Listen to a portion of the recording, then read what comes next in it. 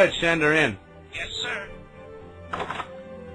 Good morning, Mr. President. Oh, Condoleezza, nice to see you. What's happening? Well, Mr. President, I have the report here about the new leader in China. Great, Condi, lay it on me. Mr. President, who is the new leader of China? Well, that's what I want to know. Well, that's what I'm telling you, Mr. President. Well, that's what I'm asking you, Condi. Who is the new leader of China? Yes. I mean the feller's name. Hugh. The guy in China. Hugh. The new leader of China. Hugh. The Chinaman. Hugh is leading China, Mr. President. What are you asking me for? I'm telling you, Hugh is leading China. Well, I'm asking you, Condi, who is leading China? That's the man's name. That's whose name? Yes. Will you or will you not tell me the name of the new leader of China? Yes, sir.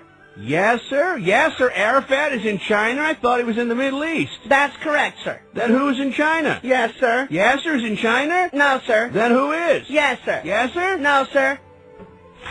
Connie, you're starting to piss me off now, and it's not 'cause you're black, neither. I need to know the name of the new leader of China, so I want you to get me the Secretary General of the United Nations on the phone. Coffee, Annan? No, thanks. And Condi, call me George. Stop with that Ebonics crap. You want coffee? No. You don't want coffee? No, but now you mention it, I could use a glass of milk, and then get me the UN. Yes, sir. Not Yasser, the guy at the United Nations. Coffee. Milk!